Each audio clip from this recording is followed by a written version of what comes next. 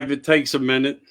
Hey, good evening. Good evening, everybody. Welcome in to Studio 10 Broadcasting, 10 o'clock talks. I'm Michael Anthony. With me, very special guest, John VENTRE. John's been on with me before. Tonight's all about political, but a little bit of his background. Uh, he spent most of his life working, hardworking, helping all the packages get delivered on all the holidays, birthdays, and everything else in between. Working with UPS as an executive, in 26 years out of his 35.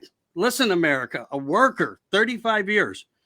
He was an executive, and he took care of more than just that. And I'll let him speak on that if he wants. If you know his face, you're probably right. It may have something to do with a hangar. Also, he ran for PA governor, and he ran for a position in Westmoreland County as a county executive or county commissioner in Westmoreland. Yeah, I always use that terminology as the county executive. But nevertheless, I'm not the greatest in political.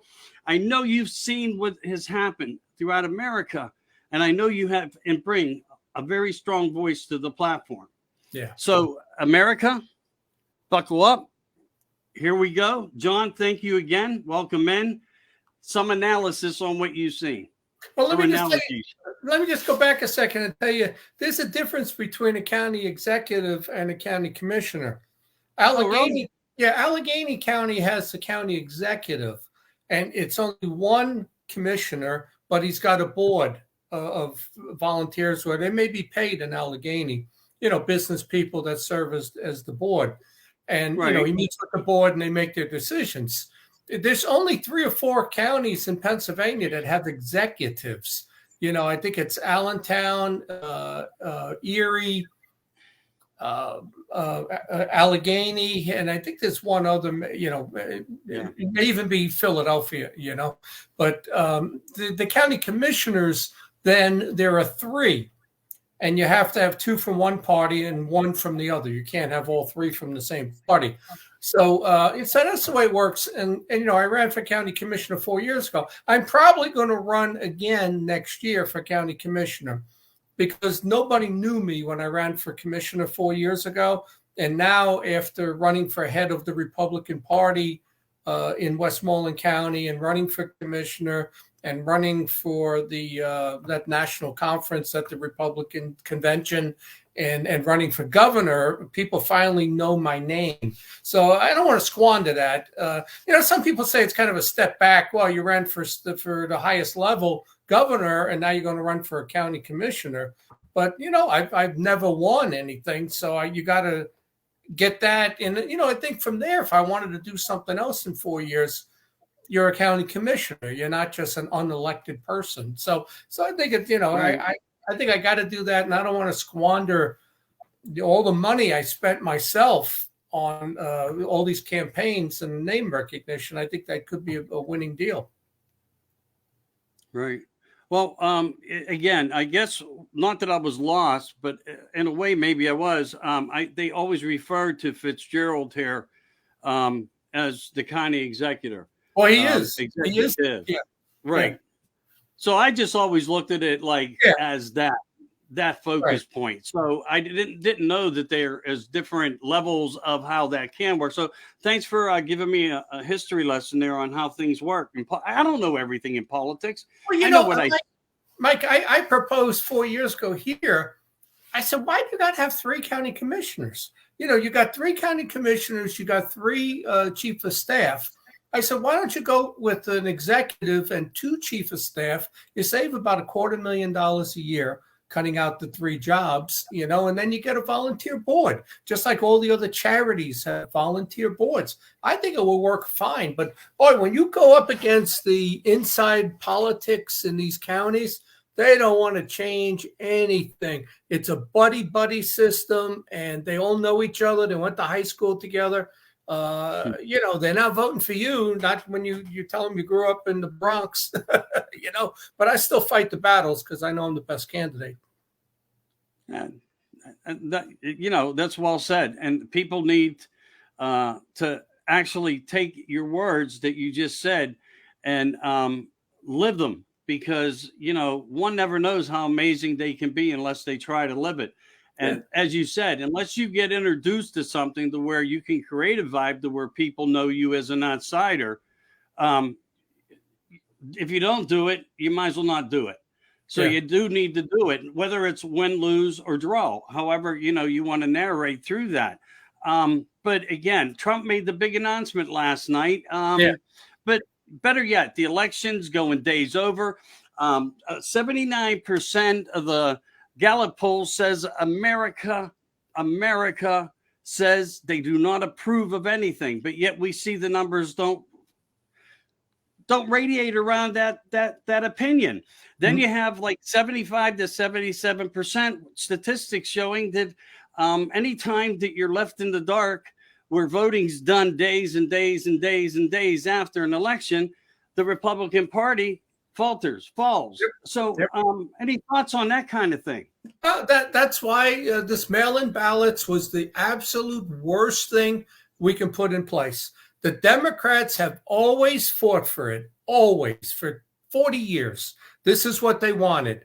And everywhere they put it in place, they have won, and you can't get them out of office because it's not who votes, it's who counts the votes that matter in an election. And this is the thing that gets me so angry, especially here in Westmoreland County. It was the Republican state reps and senators that put mail-in ballots in place in Westmoreland County right before, in 2019. It was actually in September of 19, before COVID started to hit the scene. They did it right before the Trump election, almost to screw him over because they didn't want him back again. And it's cost them because we, in the state, we were up by like 22 seats in the House. I think right now it's tied 101 with one seat left to decide who's in control of the House with the state reps here. Shapiro's a Democrat governor, Attorney General, Lieutenant Governors, the Supreme Court here, and we have the state, state reps, I guess not state reps, what do you call them? The senators in the state. Yeah, 28-22. But we're in jeopardy of losing the House here because they put mail-in ballots in place. It was also the redistricting, which again, they just did whatever they wanted. They took Murraysville and Irwin, North Huntington, and added it in with Pittsburgh. How do you break a county up? Those people, I talked to them, they said, John, I got nothing in common with people from Pittsburgh. We don't want their representation. They don't represent us. We want to be part of Westmoreland County. And you see, that's another thing I said when I ran for governor, that no county should be broken up in redistricting. Counties have to stay together. Otherwise, there's no reason to be a county. You can't, and they took part of the eastern side of the county too. They grabbed Ligonier and half of Latrobe and put it in with Somerset in Somerset County.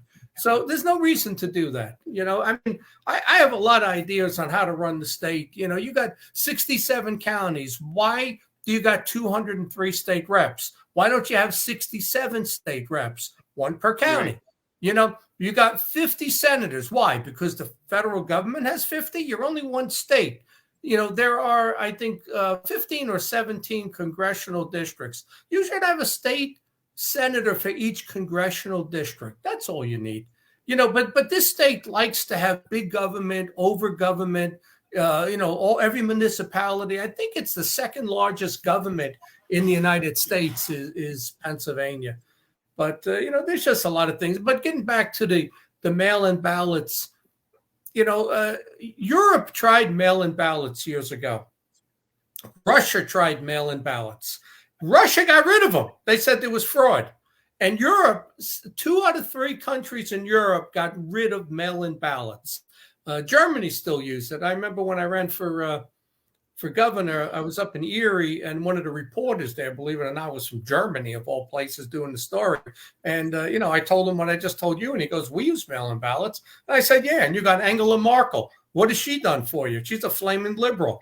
She's destroying Western Europe. He didn't like that, and he didn't write a nice story about me either. But, But that's, the stupidity. I can't get off this when I talk to them. The stupidity of the Republicans in this state, the weakness of the Republicans in this state is absolutely incredible. I don't know where their testosterone went. I don't know what's wrong with Republicans in Pennsylvania. They are turn the other cheek weak. That's what they are. Turn the other cheek weak. And I've never seen anything like it. I grew up in New York, the Bronx, Brooklyn, Queens. You want to fight? Mm-hmm. Let's go. I was sitting on my stoop one day, just finished playing stickball. This guy comes walking down the street with a chain, swinging it. He says, "You want to fight?" I said, "Let's go." He's swinging this chain, trying to hit me. I caught it because I saw it on TV. I caught the chain on the stickball bat, grabbed it, and pulled him in. I said, "What do you want to do now? You ain't got no chain." I'm not backing down. I'm not backing down. And I'm not backing down. In America, and it shouldn't either. And again, as you said, there is a weakness in Pennsylvania, and we're being laughed at about it. But I think the Republican Party's been so beat down over the years with leadership on the other side. It's all about Democrat, and friends, money, deals. You can't get in. You can't get a word in edgewise, even if you have a good candidate. It's funny. Go ahead. I'll let you go. Yeah, think about this. The Republicans here have pretty much been in charge of the General Assembly since 2011. We've had the House and we've had the Senate. And for 4 years, we had Corbett for 4 of those last 11 years, right? So what did we do? What did we do? Tell me what we did being in charge. The Republicans do nothing. And that's the problem. They don't ever ask back for what they gave up. They don't put any new things in place. The only thing I remember Corbett doing was he cut the funding for schools because the teachers are a super PAC for Democrats. So why do you want to fund them? And what did Wolf just do? He increased the funding of the teachers by $4 billion. It was incredible. And the Republicans voted for it, of course. Oh, yeah, let's increase the budget. In the last 4 years here under Wolf, with the Republican House and Senate, we increased the state spending budget by 33%. With Republicans in charge of that, all they needed was Wolf's signature. They gave it to him. It's incredible. We're in office. We do nothing. Nothing. So I don't care that we're not in control of Pennsylvania. It's a uniparty. We don't do anything. You don't have MAGA patriots in charge in Pennsylvania. You got turn-the-cheek rhinos who are no different than the Democrats. And I'll tell you a story. I was in Lancaster at the Patriot group there. And the strongest patriot groups I saw were in Butler County, Lancaster County, up in Berks County, and Allentown. Unbelievable compared to a lot of the other areas I go to. But I gave my speech, and people, wow, we never heard of you. Where'd you come from? We love you, right? But we're voting for Mastriano, and you're our second choice if anything happens to him. I said, well, thank you. But the state rep, and that's exactly what happened in the race. I mean, I couldn't even get to 10 counties. I couldn't get enough signatures. I only got 5. So, that was the end of me. But the state rep got up, and I knew with Act 77, the mail-in ballots, there were only 2 state reps that voted against it. Now think about that.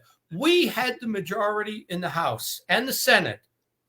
Of those 130 Republicans that voted for mail-in ballots, only 2 said no. 2. Right. They were both from Lancaster. So the Lancaster state rep gets up and he's talking to us and he goes, I shouldn't tell you this, but I was in Harrisburg, he said, and I'm watching these other guys and they're on the phone. And 3 days later, when it finally overturned the 800,000 vote lead that Trump had, the Republicans were high-fiving, hugging, and cheering that they don't have Trump again. They prefer to take a knee to Biden as they prefer to take a knee to Shapiro. These people, every one of them, should be voted out of office and replaced with a Trump, MAGA, patriot Republican. That's what needs to happen. But it's not going to happen in this weak state, I can tell you that. But I'm going to keep fighting until I die and running for these offices to wake people up to what we have to do. Or I guarantee you this, guaranteed, by 2032, the United States of America that you grew up in will no longer exist. And I mean gun rights, everything. This country as we knew it for the last 246 years will no longer exist by 2032. This will be a semi-communist country run by the National Socialists who are Democrats. I call them the National Socialist Democrats because that's what they are. They're the Nazi party. That's who they are. They cheat and they have no morals and they have no conscience. And I'm not going to disagree with that comment. But one thing, though, is if you can't beat them, join them. And I think that's where a lot of the failure became on the Republican Party. However, it seems that we did have an impressive amount of votes come in for Mastriano, even they were not impressive enough. However, we've had a lot of problems being reported where paper ballots were machines were only half filled. The scenarios where people were being turned away, telling people they didn't know when they could come back, how soon, how long things would take.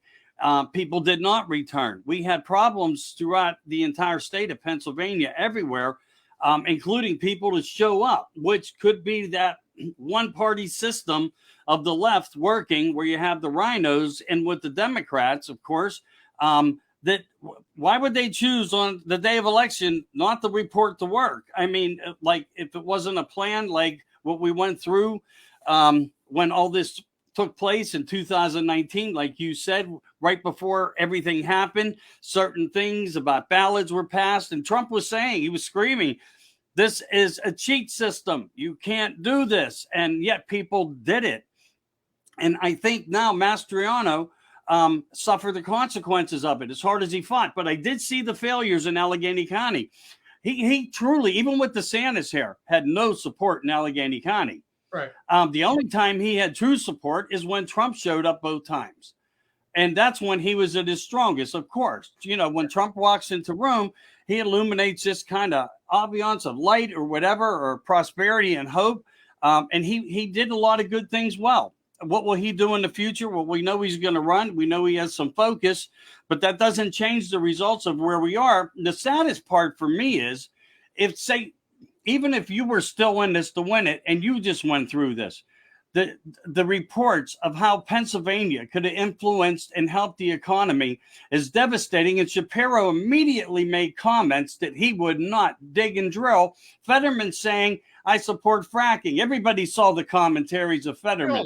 But nevertheless, you know, he was a plant, a diversion of $100 million to get him in an office, not to speak because he can't, but only to vote. Yeah. Only to vote. Yep. That's a lot of money to put out into a campaign. And where's this money coming from? How was it funneled back? George Soros. Back in? Yes, of course. Of course. His name's everywhere. It always is. That's where this is coming from. $25 billion he's put into open societies to destroy America. I don't understand. You know, I asked my congressman, I've asked politicians, and when you bring up Soros's name, they even say to me, who? It's like he's untouchable. He's untouchable. Yeah. I think you could use RICO laws against him because it's like organized crime, what he's doing. And what you do is you take these district attorneys like Larry Krasner in Philadelphia, right? He has paid for these people who refuse to prosecute criminals. In my mind, that's a criminal act. And these attorney generals should be thrown out, but then you could go after Soros for racketeering is what he's doing. But they don't think that way. Now one of them has thought you could apply RICO laws to George Soros. Of course you can, but they won't do it, you know. Right. We're definitely in a different place. And even when Trump was in a position of power, it was like we had no place of power to get anything done. You would think that... I'll tell you, before I forget these thoughts, your guy, Sam DeMarco, who heads up the Republican Party there, he was not for Trump. and he was not for Mastriano. He is one of the biggest rhinos I've ever seen. Sam DeMarco cannot be trusted at all. And by fact, if you see him in the paper the last couple of days, he's talking DeSantis. He's saying Trump should have never announced yesterday. Sam DeMarco is the worst thing for Allegheny County. You know, and it's the most Republicans in the state are in Allegheny County, but they're still a minority because it's Pittsburgh, right, in Allegheny. Right. But he's the wrong guy to lead it. And the guy we got here in Westmoreland County, he's like a limp noodle. He's the most non-confrontational, low-key speaker to put you asleep. That's who he is. Bye, night, Joe Biden. I hear you. I hear you. Just fall asleep at the most important things that matter about America. But it doesn't matter because he doesn't focus for America. He wakes up just like the dead and says, whatever, I'm in. And as long as they hear that, that's why he's asking for another, right now, $600 billion for this new world order system that we're heading to into 2032 scenario. And people better wake up about it because, you know, and in a way, I also want to say this to the American people who had worked hard, guys like you, guys like me, who pushed the narrative, and collected thousands of people to watch shows and to get involved more and be poll watchers and stuff.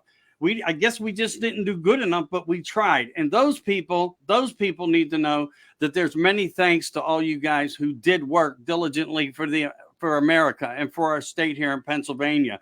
But again, we're narrating, in case you're just joining in. With me is John Ventre. You probably know his face, but we're going to stick to the political end of things right now. John also ran for governor of Pennsylvania. He didn't get the nomination. He didn't get enough signatures, but he was out there getting his voice across, his points across. He has a very different type of analogy because he's been on the inside. He has seen some things. He's watched the things that he's describing to you, and you need to take heed. And this is what the battle's about and what's going on. Did you hear about Mitch McConnell staying in position? Yeah, there was a secret vote today, and he won. A secret vote.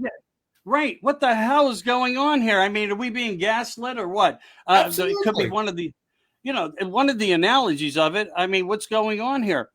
We see a focus point, and we did come out of this winning on maybe not as strong as we wanted to, but we've changed seats in the public education system for the school boards. We are fighting for the House.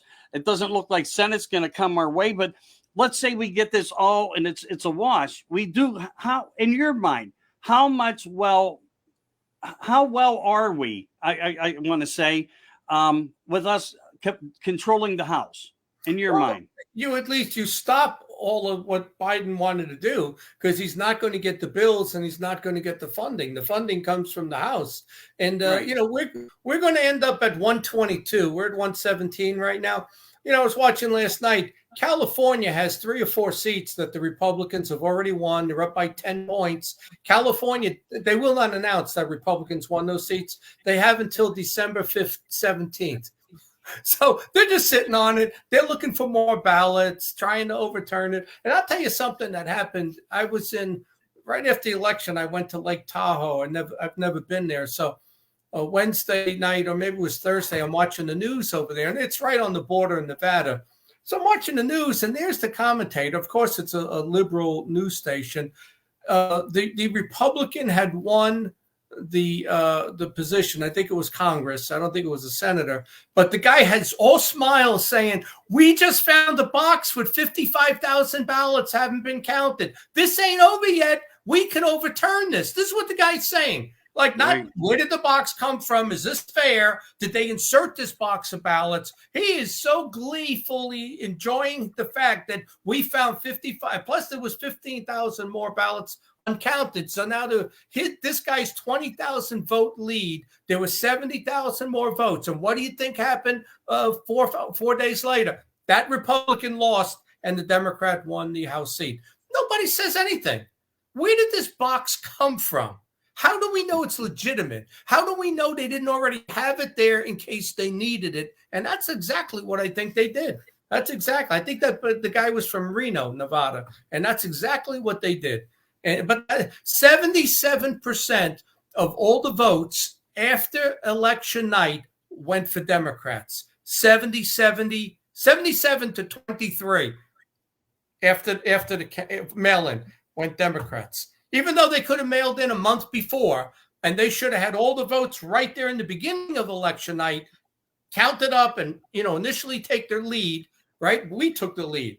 But why do Democrats who are so freaking lazy can't go to the polls? They can't even mail their ballot in on time. They got to wait till the night before to mail their ballot in, or probably the night before or the day of the election to mail their ballot in, and screws the whole process up because it creates chaos. And it is so big you can't control it. We have to have Republican armed guards at every polling place in the nation to verify what's going on, and they know that. They know it's so big you can't control this. But that's the system that Republicans gave them to help them out. Yeah. Yeah. So unfortunately, we get what we deserve. Well, they get what they deserve because they're it's not what we deserve, and it's not what we wanted. But these are the people, and this is the problem within government. And I go back to that famous thing that Ronald Reagan had once said: "Hi, we're from the government. We're here to help you. We're here to manipulate you, to control you, to keep you down and suppressed, and we will run the show." And that's what the government's about. There's no true we for the people of America anymore because we lost that foundation of it. This corruption system that we're living within from the Democratic Party, the leadership of what they have influenced into America has just basically destroyed it. And you're right. This didn't happen overnight. This was voluntary help from the other side, whether they were people bought, corruption, or they had something on them, or they set them up with something. And this orchestrated everything to where we are now. Trump comes into the picture 4 years ago. He's the worst villain in the United States of America. And no matter what people say, and even Wendy Bell here disappointed me today. She gets a lot of publicity from us, and I've supported her. But today she was doubling down on Donald Trump. He just was on her show. Her vote, her views went through the roof. She goes and shows up for pictures. But yet, I don't think she thinks he's the man for the job. There's a lot of people right now who don't think so. There's a dump the Trump movement, just like MAGA. There's a dump the Trump movement by Republicans who want DeSantis or Pence. Pence is as phony as a $3 bill. Yeah, and I'm going to do a story on that, and I hope you hear it because none of the questions that should have been asked from ABC happened. And me, a little guy out of Pittsburgh, Pennsylvania, who does a show for integrity of America, is going to ask all the questions that weren't answered. And I'm going to point the fingers right in both their faces because these questions were set up prior to it. So when you see Pence's face next to mine, you know what I'm about to do. And you're going to want to listen to what I say because when I want to work hard and intelligently and I go beyond the scope of what we're doing right now, America, it's going to point the fingers as to the orchestration of what we are dealing with, who he is, what he stood for, and why he believes the integrity. And that's his system, too. Just as you said, that placement system of ballots, the American people placed the vote. I'm not going to question him. That would be destroying the integrity of the election from the people. No, he was afraid to expose the truth because he's involved in the lie. Yeah. Well, the thing is now, 2 years later, what was changed election integrity wise? You know who Leah Hoops is? Leah Hoops. I know the name, but I don't know why for the life of me. But I think I came across it. I don't know how, but something sounds familiar. She's in Delaware County, and she's the one that's been fighting the election integrity big time with Tony Shoup. But Leah is separate, where she witnessed certain things of with ballots, and her and another guy have taken this on. And I spoke up at the Rod of Iron Freedom Festival about a month ago, up in the Poconos by Scranton, and she was one of the speakers. I tell you what, she got up there and she said, "I got news for you. There's no red wave coming. There's no red wave coming." And I got pissed off a little because she said that, but she goes, we have not fixed election integrity. And she says, mark my words, we're going to lose election night. You think there's a red wave coming? It's not coming. Well, I tell you what, she was 100% correct. We have fixed nothing since 2020. The same system that they cheated on 2 years ago is still there. It's going to be there 2 years from now for president, and we haven't fixed anything, and the Republicans refuse to fix it. I've never seen anything like it. But without election integrity, we can't win. And I think it's going to, in our lifetime, it's going to be the end of America. This is going to be a very, very socialist, bordering on communist country with the Democrats in charge, because they don't care about people. I can tell you that much. And you're going to do what they tell you to do, or you're going to be in a gulag. They're no different. All right. Okay. I get your analogy and your thought process on that. I truly do, because I've come across thinking that way myself before, and probably a lot of America, because, once everybody started to see the dilemma of what happened 2020 all over again, people started leaving groups, started leaving, negative comments, derogatory comments. They're just sick of the whole charade. But now, with what success we may have if we hold it, what do you think the abilities are of the House being able to control the system until Trump makes his pathway down, if he makes it all the way down the path? Do you think the fight that will happen and disclosure of a lot of the corruption comes out, that will weigh enough more evidence to create more mass, for the red is not dead process, going forth? Well, all the things, think about the last couple of years, the Durham investigation, Hillary, Russia, all these things. But look who Durham's bosses are. What's come out of any of these? They judicial that watch. Much. Nothing. So I have zero faith that any of this is going to actually result in anything. The thing is, the House is going to, unless they jump sides and want to work with Biden, which is what he's going to say now, we got to work together on certain things. And you watch them compromise and appease the president, and the Republicans will give him certain things. And then when we ask for something, we're not going to get it, because that's the way it works. But we'll keep appeasing them, because that's the Christian thing to do, turn the other cheek. So if that's anything, insanity to the Christians if they accept that. And one of my things, before I lose this thought, how old guys are, we lose our thoughts. So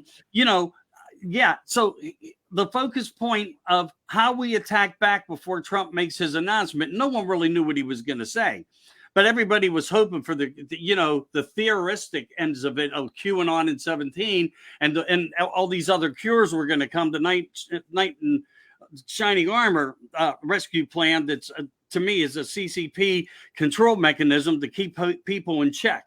But when you have systems like that, and they know that, the Republican nominees, Mike Pence, and the only other choice is Biden, the Republican Party's not going to back this guy. They're either not going to vote, which is going to kill the system more, or they're going to jump aboard and join the team on the Democratic poll.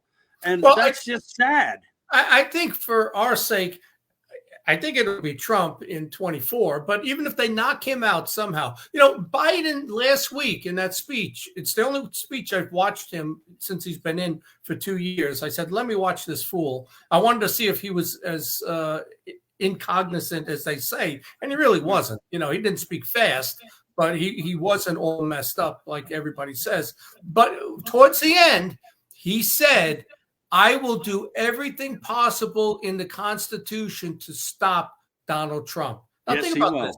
This is his opponent. How is that not election interference where the president says he's going to stop his opponent? It's admittance. I don't think it's going to stick, because even the whole January 6th thing, from what I've read, is that none of it is a federal crime that can keep Trump from running. It's almost more like a fine misdemeanor type stuff. None of it can keep Trump from running. So, and Trump knows that. That's why he announced. But even if something happens to Trump, there were assassinations in the 60s, right? RFK, JFK, MLK. Yeah, I mean the three big ones. So even if they do something to Trump, we still got DeSantis. And to me, DeSantis is pretty much the same as Trump when it comes to policy. He's not as he's not going to make a lot of the, what I think at this point is stupid criticisms of people that people don't want to hear that anymore. Last night, Trump's speech, he was more low key. He wasn't as excitable. He was more professional, like an executive. And that's the Trump we need.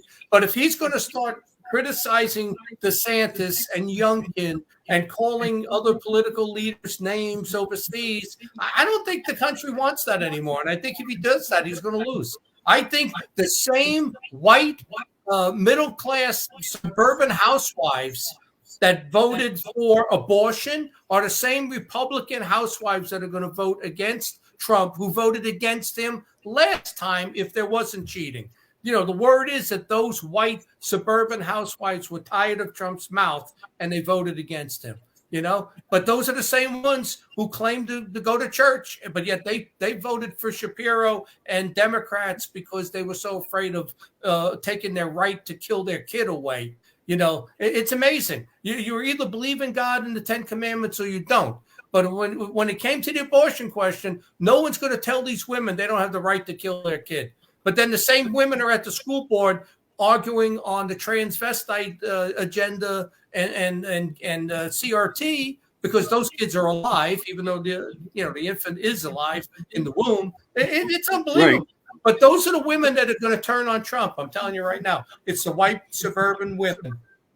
If he doesn't act professional, they are going to turn on him, just like the abortion question.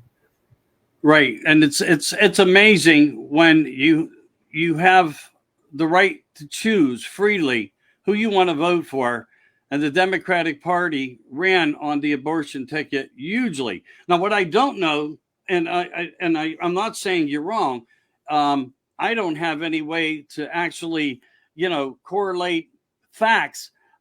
Did these women do this? They very well may have. You could really be onto something here that's not even being acknowledged or recognized.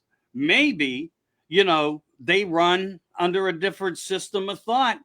And they supported Shapiro because of the system, as you just said, on the right to abort. And again, isn't that all a bunch of blow out of proportion bullshit? Freely speaking on it, when the Supreme Court just merely said, let the states work it out for themselves. Let them find a good consensus. Let them run maybe a special poll. The ball was in the court for every state to work it out the best way they could. No one was saying that there were not going to be support systems within it, and the ability went back to the people to do it. But where were the people doing it, and why? Just like you said, it reflects back to the election integrity too. Certain topics never get addressed.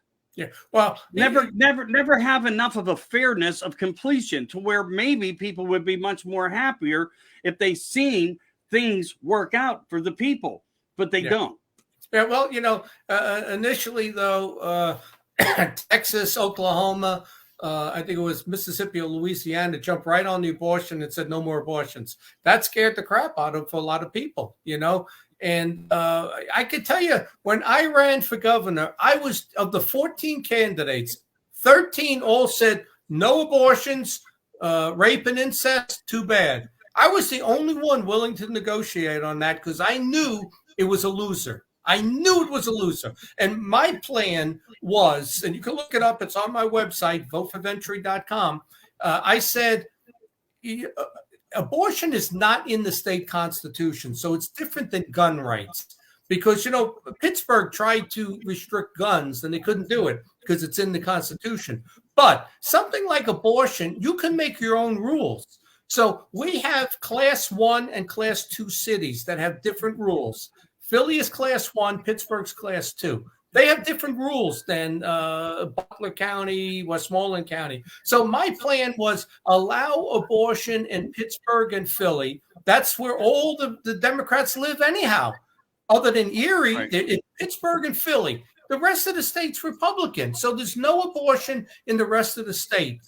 If you got to get an abortion, it's a 2-hour drive to Pittsburgh or Philly, right? You can do it if you really want to. I just wanted to make it harder And see, I was the only one who said allow it in Pittsburgh and Philly, but all the Republicans criticized me. Oh, that's not right. You're not going to win with that. But look who lost. We lost by saying no abortion. Mastriano got killed by saying no abortion.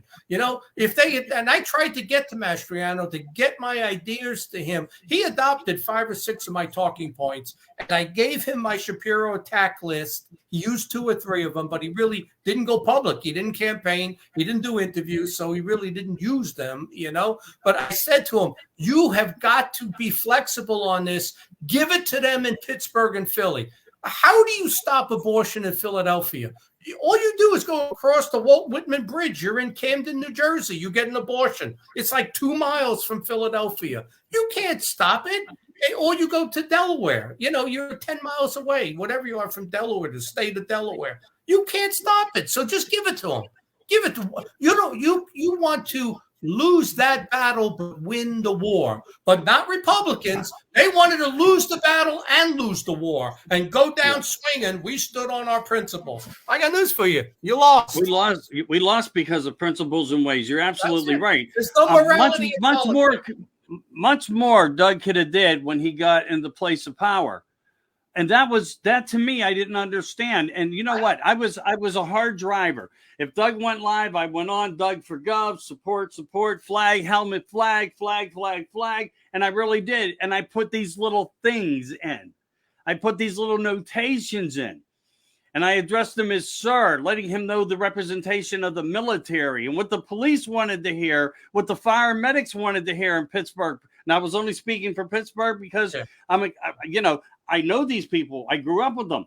They may be on the other side, but it doesn't mean they would have went off the ballot to vote for the other guy. They really did want to support this man, but they were in fear in ways because, again, he was so direct. But where he was direct and good was dig and drill. But I think the announcement came too early, just like with Carrie Lake and the border. And why do you think the 2 main initiatives with 11 million people and that schmuck up in Washington today had a little get together, and the true numbers, just as like I said it, where other people were saying they were believing the fake news. Oh, it's only 3-4 million people come in. They themselves today said 11 million people are here and where they're coming for your jobs. They don't even care where we are in all this. And the dust hasn't even settled yet. They are fighting back already, standing up, using the control of power, their money, their pressure points, whatever they have collected to keep this whole agenda in place, their movement in place. And it's succeeding. And it's sad to see it succeeding. So how do we get out of this shit? We're stuck in it. They control the votes now. And they have a system to cheat that they get away with.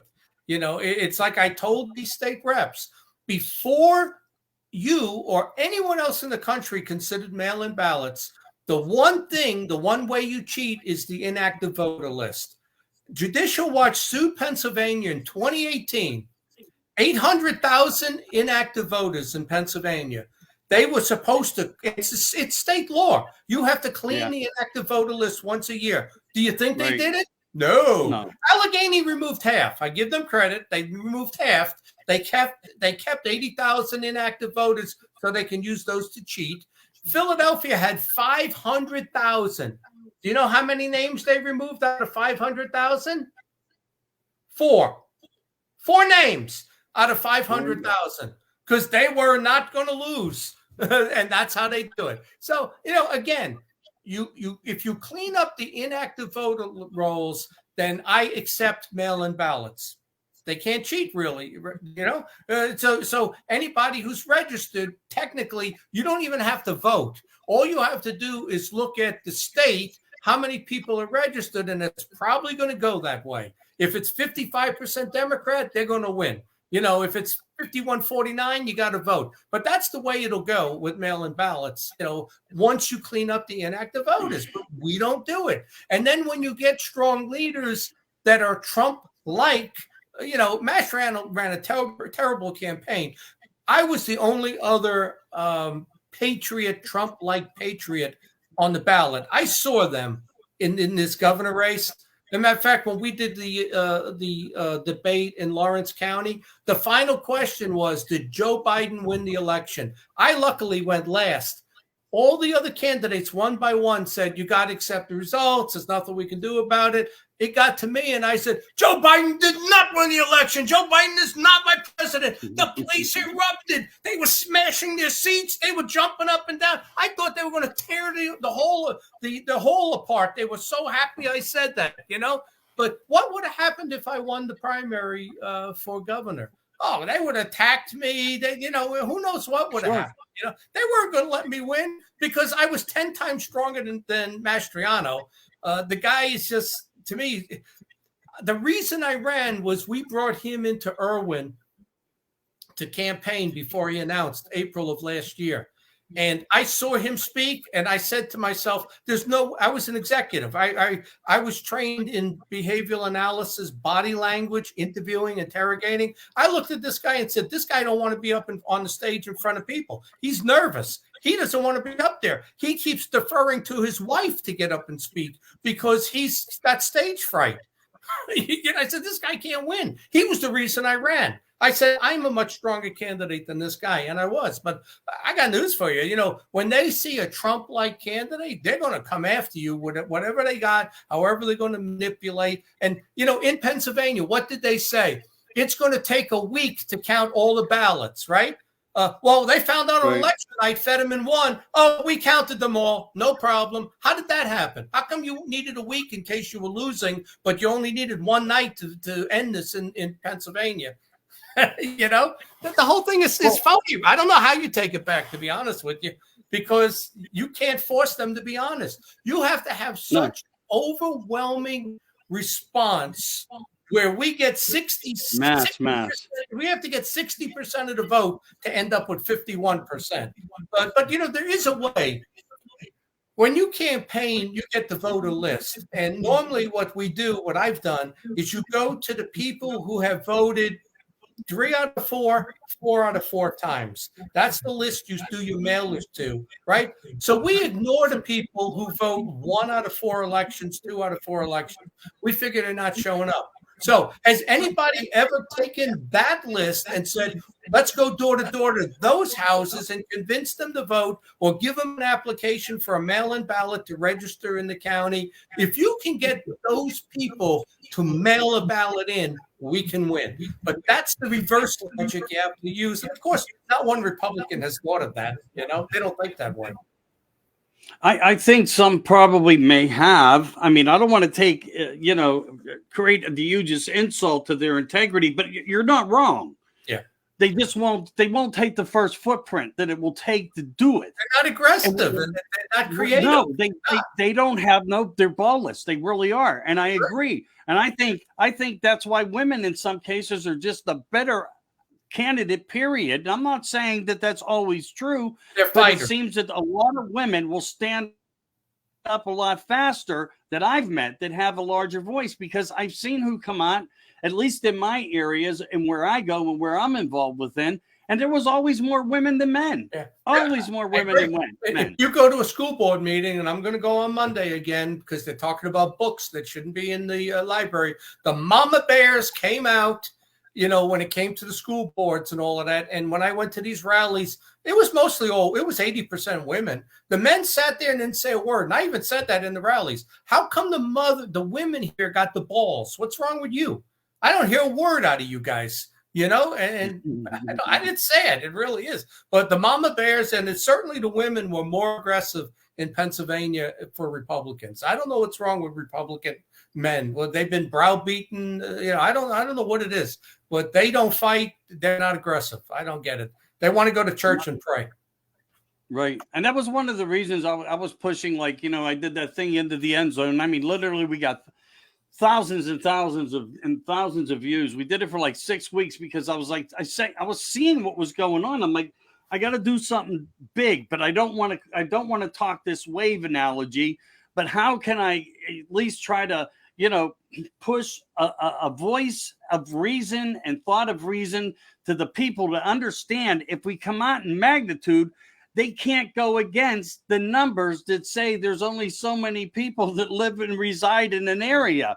And when you captivate that number, just as you said, if you hit 60% or 65% and you build that mass, they can't corrupt the mass. They can't create anything. They can't create the cheat to come back on the mass.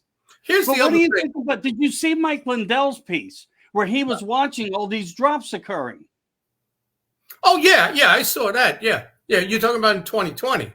No, he did one this year. He followed everything.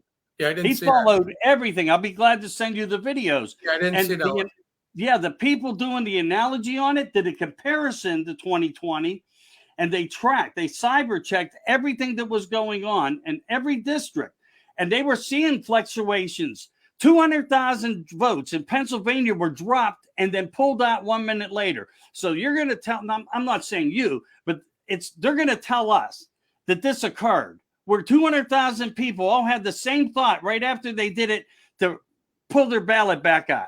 It doesn't happen. So we know that there are a lot of things that haven't yet come to light. The dust hasn't quite settled. Yes, it looks darkest before the dawn, of course. And without darkness, there is no light. There will be no light. So do you think in your mind, maybe you need to do a little bit more on what I'm bringing up to you first? If these things come true, what do you think we could be at a pinnacle point in time if these facts come out as strong as I think that they may, from what I understand? Would that then start the footprint into correcting at least getting the integrity back somehow? Because there's no way that this happens twice. And now we have the algorithms to prove that it did happen twice. Yeah. I think, though, we have to rely now on the Supreme Court. But I think even if it's an issue like that goes to the Supreme Court, they may rule. But I think it goes back to the state. I think it goes back to each state. That's why DeSantis, what did he get? Like two-thirds of the vote? He did the election integrity. I don't know if he got rid of the late balloting. I don't know if they have mail-in ballots there or not, but I know it ended on election night. There was no late ballots. There was no misidentified, not signed, all of that. He did clean up the election integrity, and he won big time. But, the other thing is I kept hearing the final week that 10% more of the Hispanic vote has come to the Republican side. So last time we got 36% of their Hispanic votes, and they were talking 46%, which is still incredible. Hispanic people, and I got Hispanic relatives. My daughter-in-law is Hispanic, an uncle, other people. They are as Catholic, church-going, conservative as can go, but yet 2 out of 3 vote Democrat. I don't understand it. But supposedly we were going to get 45% of the Hispanic vote. Democrats get 55%. But that would have been enough for us to win. So that's why I said I think it was, if they didn't cheat, and they did, it's the abortion issue, and I think it was the white female group that normally voted Republican that didn't this time. Because if we made gains with blacks and Hispanics, the whole group, I tell you, I don't know if you look at the numbers, but 91% of blacks voted Democrat last time.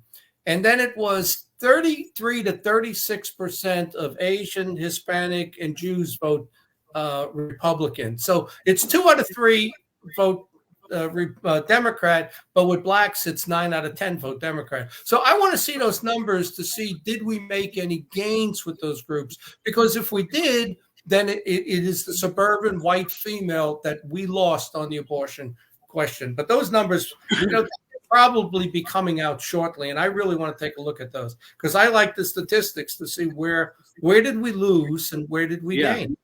That's why I put a website out. One of the few people in the country, I have a website out there to recruit Asians and Hispanics. There's Blexit recruits blacks, right? Black Exit, Candace Owens. There's even a Jexit website for Jews, right, to vote Republican. And I searched and searched. There's no website to recruit Asians and Hispanics. So I bought 5 domain. I bought 5 domain names. Mine is Hexit, Hispanic Exit, with an A, exit, neversocialistusa.com. So I bought those and put a website up to recruit Asians and Hispanics. But you would think that we'd be really going after that rather than just talking about it. There'd be real groups out there. I actually thought somebody would then wake up and then say, well, he owns the domain name, so let's buy it from him. So I started it, but I'm willing to sell it to you for $100,000, and then you run it. But that's what you got to do. And I want to see the demographics. And I think those will be out shortly. And that's why I say, if they didn't cheat as bad as last time, then they got a lot of the females, and it would have to be the white females because the other minority females already were voting Democrat 2 out of 3. So it had to be those suburban housewives that said, no, my daughter's not going to get raped and stuck with that kid. Even though that's not the kid's fault. Why does he die because some guy raped your daughter? That's not the kid's fault, Right. Well, what are you going to do? The morality meant nothing in this. That's what I learned. America used to be a Christian nation. It's not anymore. You can't convince these women that they don't have a right to kill their kid. And it's sad, really sad.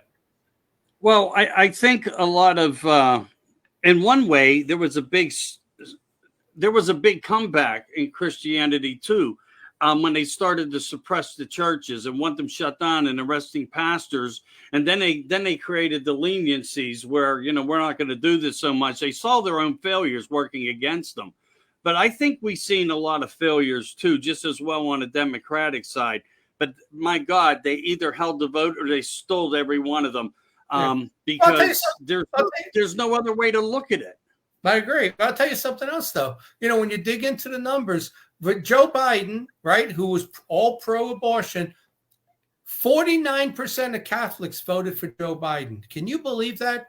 They knew he was pro-abortion, and 49% of Catholics voted for him. I bet in this election, 55% of Catholics voted Democrat.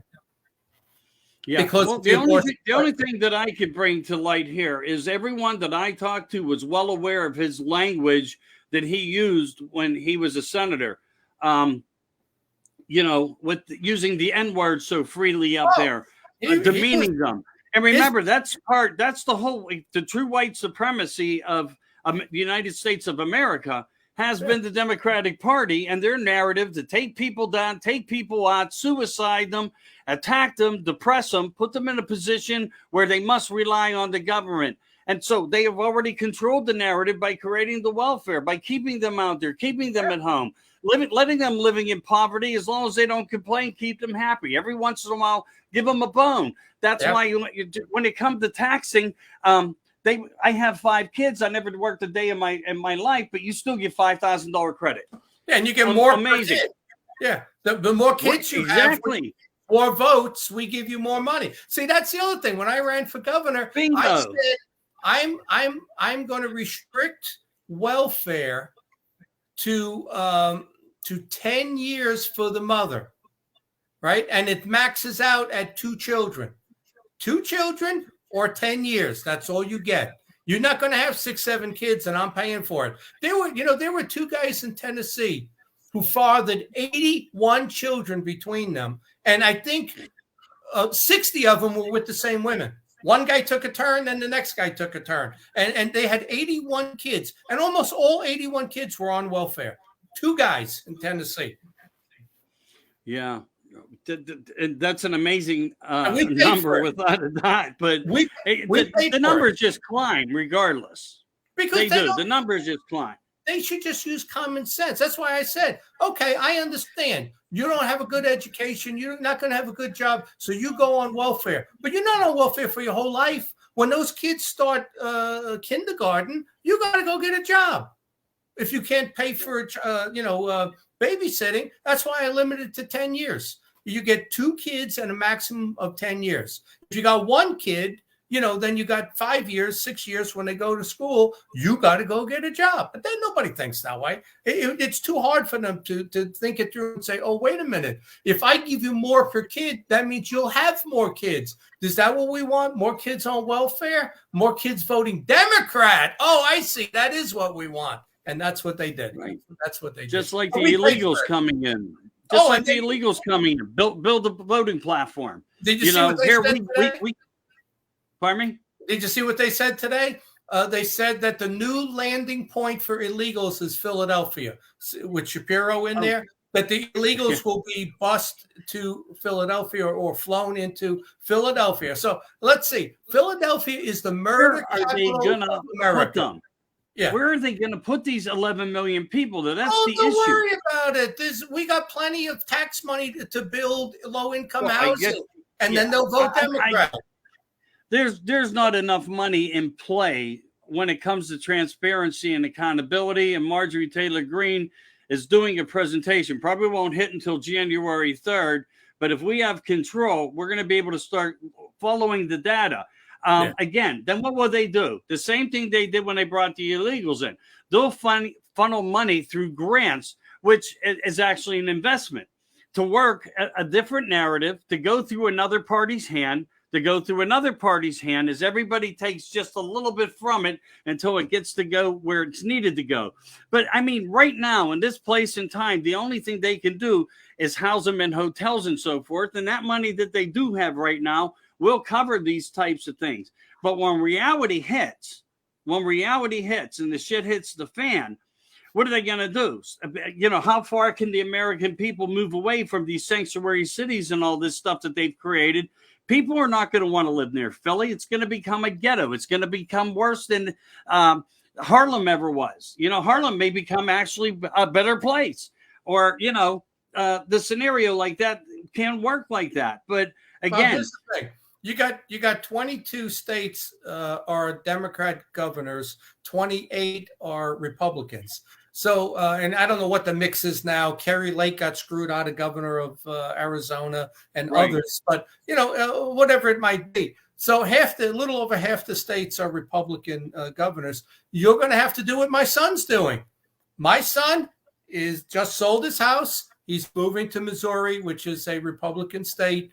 It's very Bible Belt, and he's leaving Pennsylvania. His wife and 2 kids, they're gone. December 1st, they're gone. They're moving to Missouri, and so you could stay in southwestern PA and be the minority party here as Republicans, or you can go to Ohio. As a matter of fact, when people leave Pennsylvania, I read they actually go to Ohio. They don't go far away. They want to be within driving distance. So, if you're a Republican, you go to Ohio, or you could go to Virginia, even though that's a, 50-50 now as to which side they're on, or you go to Florida. I said to my brother, I said, where are all the Republicans I grew up with in New York and on Long Island? He goes, John, they're in Florida. He said, do you know your high school reunion is in Florida? It's not on Long Island. They do a reunion out there that's kind of like an open reunion at the beach. You just show up and have like a picnic. But the high school reunion for Lindenhurst High School is in Florida because that's where they all went. And I said, well, that makes a lot of sense. That's why, DeSantis, he got 2/3 of the vote, because all of the Republicans in New York, New Jersey, the Northeast, they're leaving. That's why they hold those areas. But you see their populations dropping. And when I ran, I wanted to try to grab those people to come to Pennsylvania. And I said, you know what I'm going to do? I'm going to get the Republican voter lists in New York and New Jersey, and we're going to mail a postcard from Pennsylvania asking you to move to Pennsylvania. And if they did that, we would then have the majority of Republicans in this state, and we would win. But nobody thinks that way. That's what I would have done. No, I hear you. And a good idea to do something yet. Solicitation on that type of level would be phenomenal.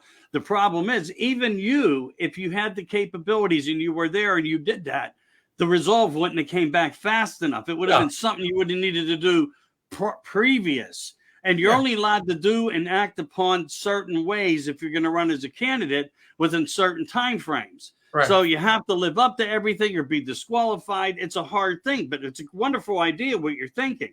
And maybe that's something for the future candidate, for someone younger, who may be considering something like this. Because how do we strengthen the state that is so blue, so negative, impacted so badly with corruption? when it comes to the politics, and But I, you know, but I the said people this. losing all their freedoms. I said this 4 years ago when I ran for county commissioner in Westmoreland County. I said that's exactly what I would do. And the response was, who wants more New Yorkers, liberal New Yorkers coming here? I said, they're not liberal. I said, they're like me. They're not liberal. I'm going to target the Republican voting rolls, the people that vote 3 out of 4, 4 out of 4. We're going to mail them a postcard to come to Westmoreland County. And you would have, instead of us losing population every year, you know, you would have had 50,000 New York, New Jersey people come to Westmoreland as Republicans. And I said the same thing as governor. I also, at the Blair County debate, I pitched the reduction in the corporate income tax for the state. It's the second highest in the country at 9.9%. I said what I would do as governor is cut it to 7%. And then the following year, cut it to 5%. So now you're competitive. As soon as I said that, 2 days later, Wolf hit the news waves because he watched the debate in Blair County and he wanted credit for it. And he goes, I'm putting in a reduction to 5% over 10 years. He's doing it 0.5% a year over 10 years. That's too slow. You got to do that in one term. I would do it in 2 years, or at least do it in your 4-year term. And then you got all these businesses coming into Pennsylvania because now they're not paying through the nose in the Northeast, New York and New Jersey. They could come here and get a 5% corporate income tax rate. But Wolf jumped on that. I'm telling you, 3 days after I did the Blair County debate and I made the case for cutting the state corporate income tax rate, he went public and said, we're doing it, but we're doing it slowly. Yeah. And it's, what effects does that help within, when something's so slow and your economy is doing so many different things, there's no good balance. There's no, it seems like it's a failure of a plan. I agree with you. Unless you make it work fast and well, there's no legitimacy to how it's working. Maybe he was afraid to trample on your toes, that he would be confronted for taking an idea that you had. He wanted to be the one that got credit for that. And somebody had said to me, oh, well, something like that was proposed years ago. I said, okay, years ago. Have they acted on it? No. It was when a Republican governor candidate said he's going to do it in 2 years, 10 to 7 to 5, and you're going to hear a sucking sound out of the Northeast as businesses relocate here. He woke up and said, I better put that in right now, but we're going to go very slowly. They can raise the budget 33% in the 4 years he was governor, but they can't cut the corporate tax, in 2 years. And they had the money to do that. Instead, they went and spent it by increased spending instead of cutting taxes and then increasing businesses, which would then you'd have more revenue. That's how you get more revenue.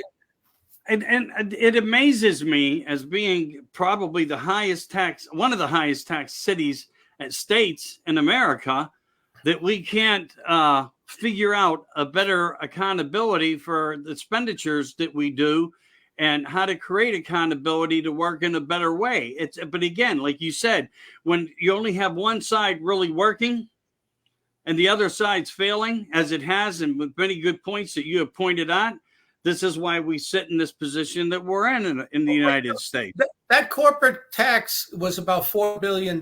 So they said, oh, Wolf's going to do it slowly. So you're only losing, $200 million a year from the corporate income tax by cutting it. But he gave $4 billion to the teachers in the state, who are already overfunded compared to other states.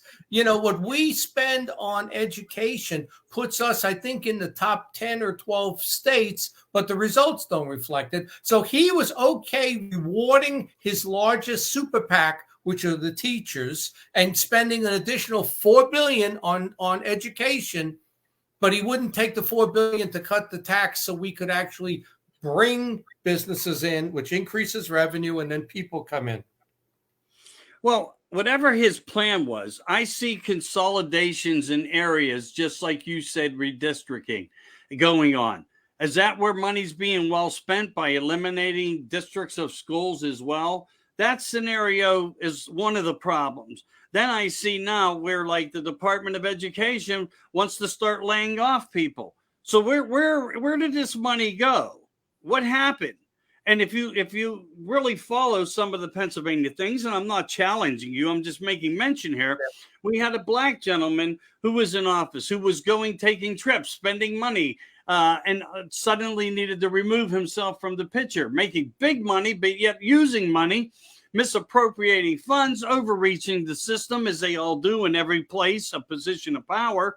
I didn't see any good yet actually work in Allegheny County where this money did anything. All I heard was we're not making enough.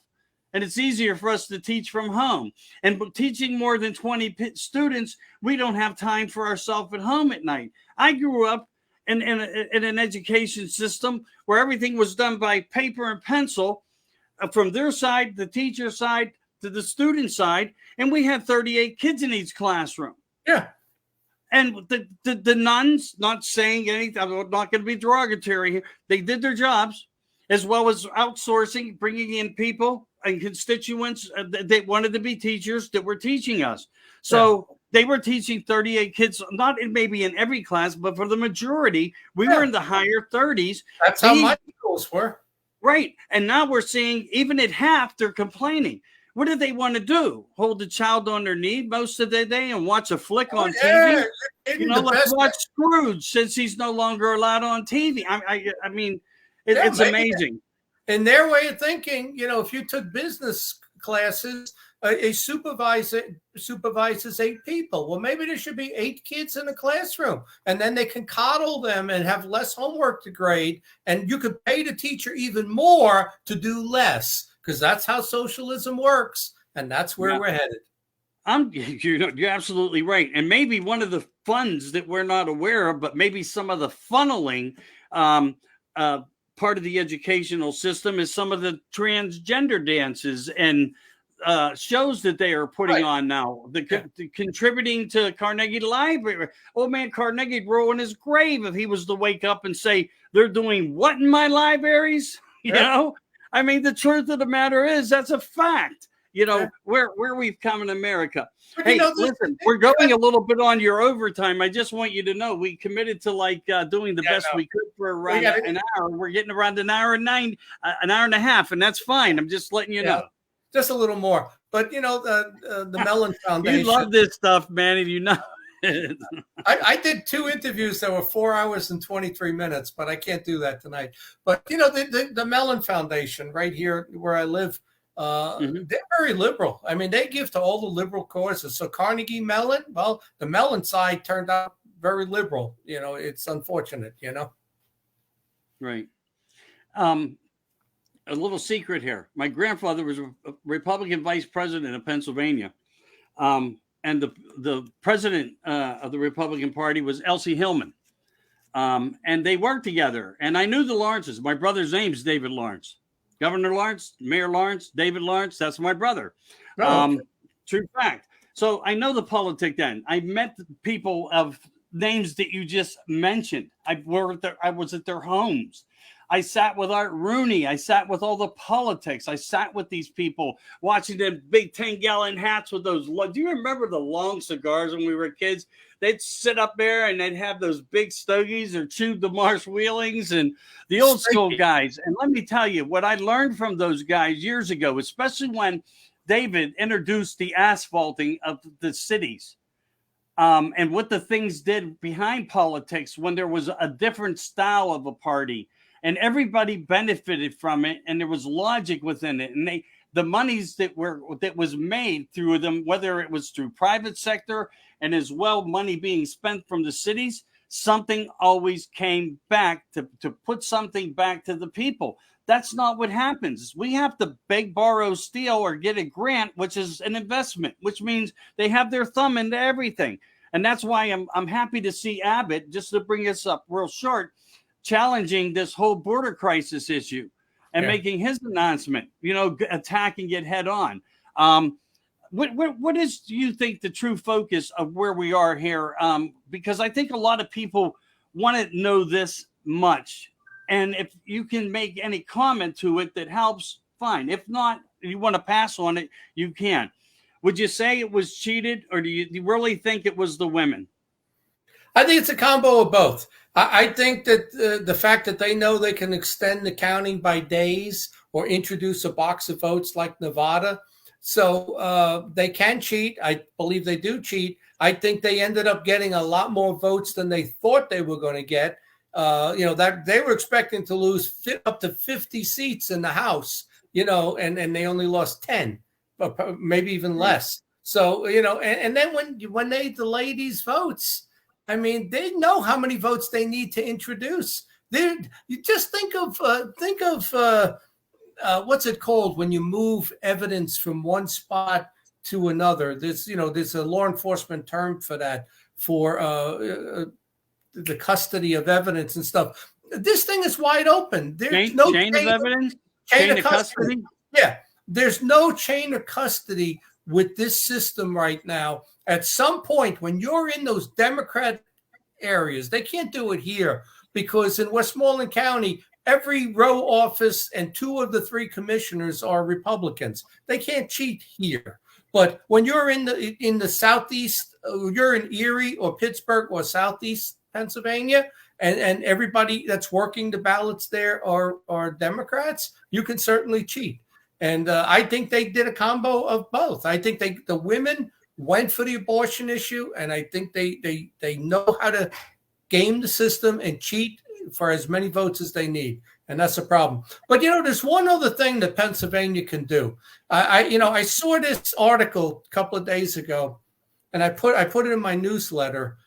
There are 2 very large counties in Oregon that are fed up with Portland. And this came up about 2 years ago, and I just saw an update that they are still fighting to secede from Oregon and become part of Idaho, because Idaho is very red. And once it's almost like California. When you get off the coast, everything on the interior and the mountains is Republican. And it's the same thing. You got Portland and all of that open, the wilderness area where there's not a lot of people are Republican. Washington State, Seattle, and everything out that other way is Republican. Well, they want to secede and become part of Oregon, Idaho, and I hope they do.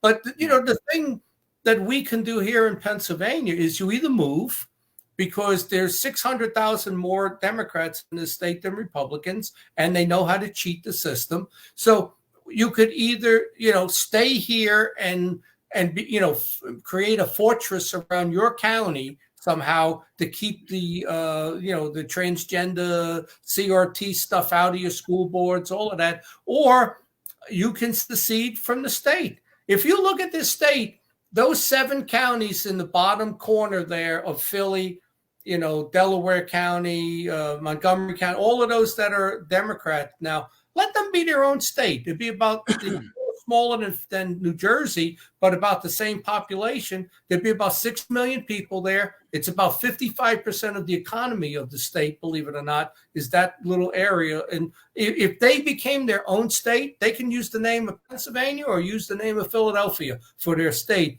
The rest of the state is right now it's 80% Republican, county-wise. And they got Erie, they got Allegheny, and they got those 7 counties. Let them be their own state. But can you get the Republicans to do the paperwork and say, we want to split the state in 2? Do you know that the 14th state to America was supposed to be West Sylvania? I don't know if you know that. I find that nobody in Pennsylvania actually knows that. I didn't grow up around here. The 14th state was supposed to be West Sylvania, which was about 2/3 of the state, plus West Virginia and a little bit of Maryland and Ohio, kind of like grabbed 20 miles on each side, whatever. But it was supposed to be West Sylvania. We need to do that now. If you want to live the way you want to live, then we can't live under the Democrat rules, because you're going to see all the stuff that Shapiro's going to do, and then you're going to see what Biden's doing. I don't want to live in those states. And if Pennsylvania gets bad enough in 10 years or so, because I'm staying here and I'm fighting the fight, I know I can go to Missouri where those people are That's the Bible Belt Christian Republicans. I could just live out the rest of my life there. So you either leave the state or you got to secede, because the difference between a Republican and a National Socialist Democrat is night and day. We are not part of the same species anymore. We don't think the same. We have to live under our own rules in our own state. You couldn't pay me enough right now to take a vacation in New York City. I won't do it. I grew up there. I know my way around. I have no desire to go to New York City again. I don't think I'll be safe. I got no desire to go to Philly. When I visited there 20 years ago for the first time, I thought it was one of the nastiest cities I've ever been to, along with Oakland. Oakland and Philly are the two nastiest cities in this country. And what do you think? I thought Allentown was pretty bad, though, too. Well, I tell you, Allentown has gone, everybody that moved into Allentown now is Hispanic. I went to the Hispanic Heritage Center when it opened up when I was campaigning. And they said nearly all the increase in population in Pennsylvania has been Hispanic. 1 million Hispanics have moved into Pennsylvania. It's not talked about because they're very low key about moving in, but they've created their neighborhoods. And, I was at the Republican meeting, and but the growth in the state have been Hispanic. It's what it's been. But I don't know how they vote, but I know that group was a Republican Hispanic committee I went to.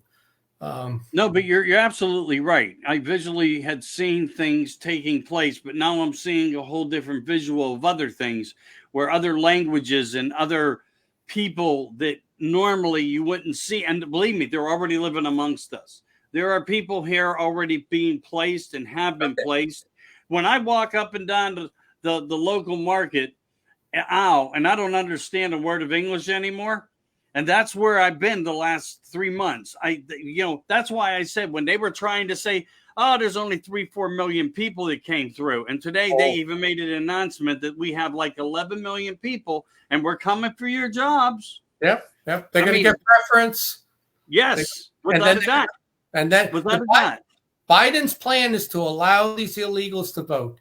There is no way to, like, if this election is too close, 50.5 to 49.5. What do? You take these 11 million people, you let them vote Democrat, and then you win again, because they have outfought us every single step of the way, from the education system going after these young people. I saw something else that said there was a big turnout of people, I think under 28 or under 31 years old, and they all voted Democrat because of the abortion issue.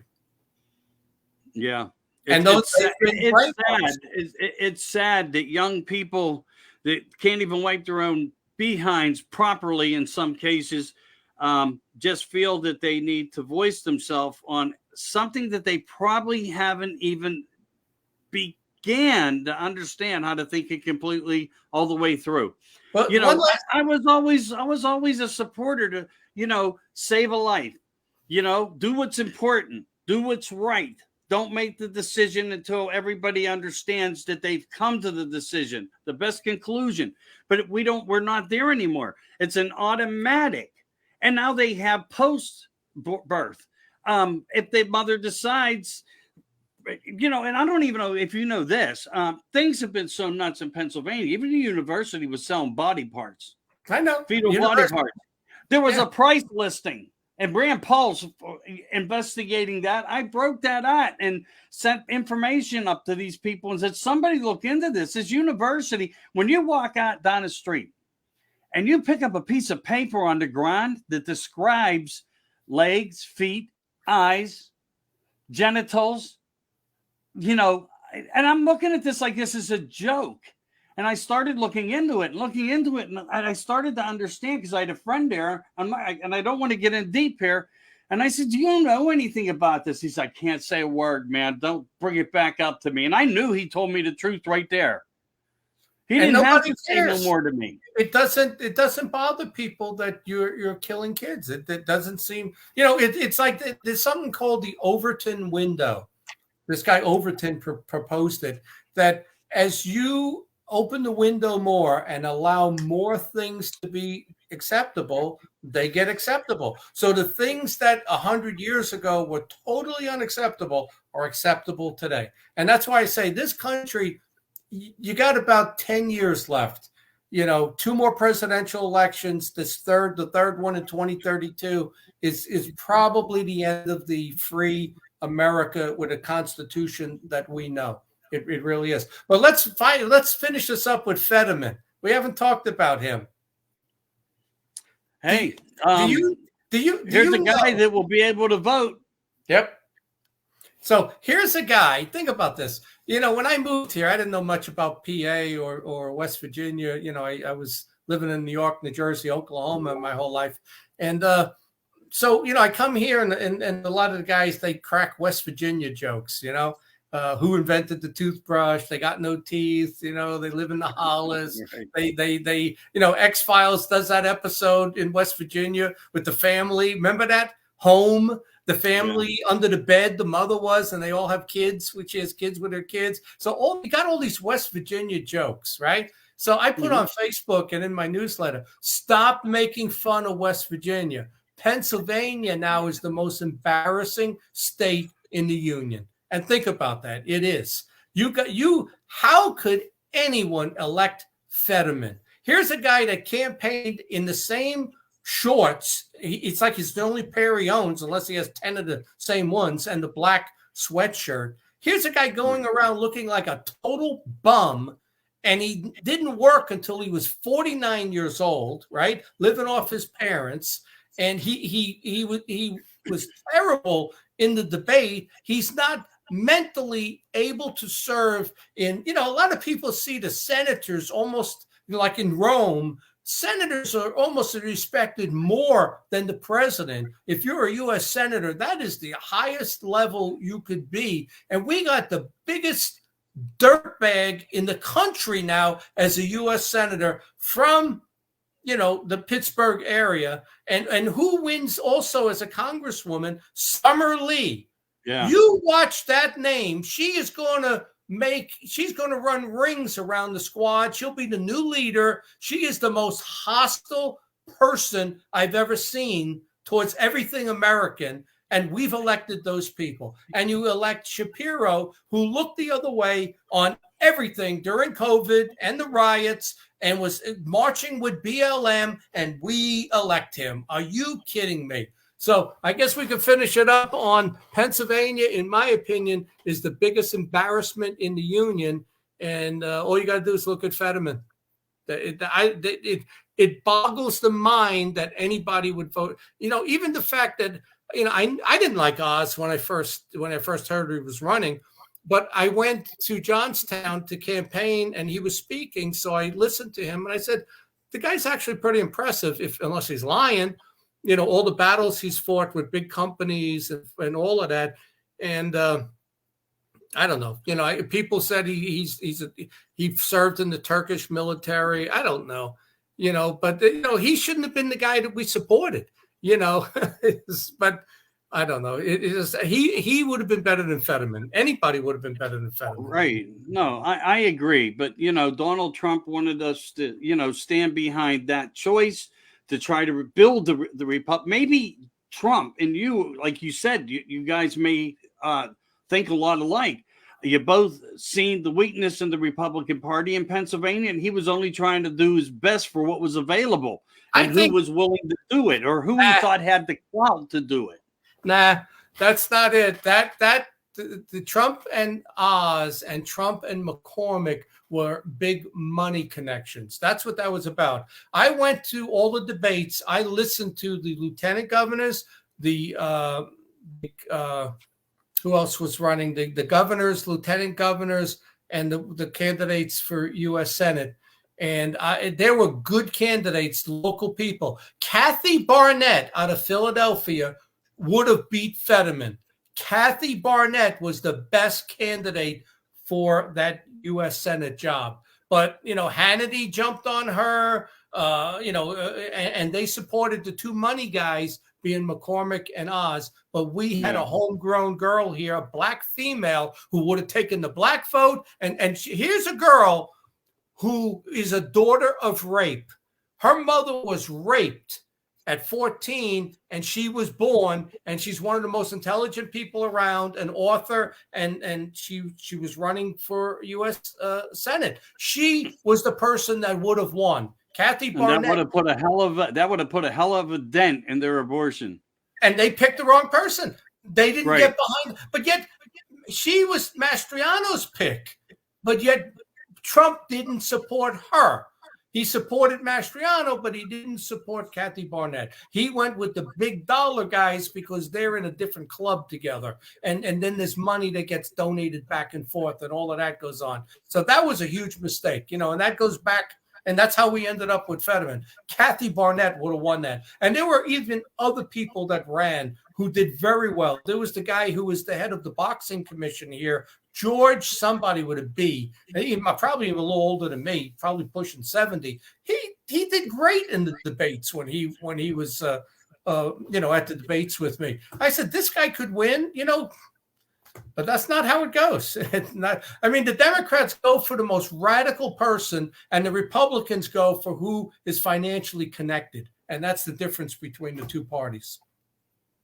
Yeah.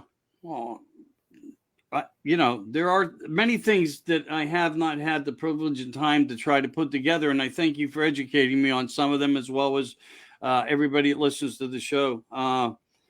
Your breakdown and thoughts have, gave me some incitement to do a little bit more research. However, my research on a lot of this, because of where we're at, I'll put it on the side for now and give it a lot of consideration for one day to sit down and just focus a little bit more harder on this focus of money and narrative that works for people's ideologies that fit a certain narrative for futures and future elections and what makes them all tick. Some of the things are sad to hear, but I don't disagree with you on any level. And I don't disagree with Jim, Bob, Mary, Kate, when they bring them to me too. What's good is a healthy debate is educational. And I want to thank you for all your time. I truly do. I want to thank you for all your time. And I hope you make a new future, or give some consideration to what you may be able to offer to Pennsylvania in the future, if you think we have one left at any time to do it. You heard it from the man himself. A lot might recognize him again. So I want to do this because with kindness, I know this is political. America in Crisis, Studio 10, broadcasting 10 o'clock talks. However, a lot of people could be fans of yours. You want to say anything before you leave out? Because I know you said you wanted to keep it UPS 26 years to the executive, the guy that was responsible for keeping things active on the road, logistics and everything else that came under within his jurisdiction. He was the man that did it, took care of Pennsylvania, West Virginia. Was it Ohio? West Virginia, Virginia, and Pennsylvania. All right, Paul, my apologies on that. I got a lot of hobbies, and I know. I still, at my age, I play racquetball. I hurt my hamstring Friday. It still hasn't healed. But I ride my snowmobiles, my jet skis. But years ago, I was 41, and I got involved in the UFO field. And I've written 10 books, I think 4 or 5 on UFOs, 10 books on 5 subjects. I wrote the first book in America on COVID. Very few people know that. I published it March 15th, 2 days after we shut down. But I did 38 TV episodes in the UFO field, a 45-minute interview with Anderson Cooper. And but then that's just another hobby I have. And I do, last night I did a podcast in the UFO field. So, I keep them separate, political stuff. And then, the UFO field is a lot more fun than the politics. I can tell you that much. Oh, my God. I know. I can't wait to jump back into it. And I was really praying to God that my exit was here, and I'm not calling it a wave. I was calling it into the red zone. But yeah. I just wanted to do my part.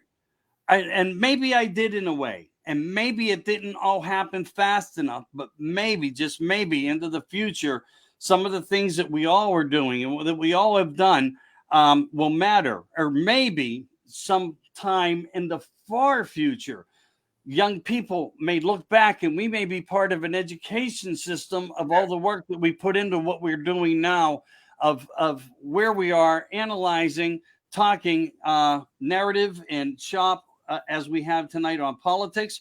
So remember, if you guys get bored, check out my friend on Hangar One. You're going to love him. He brings a lot to the table.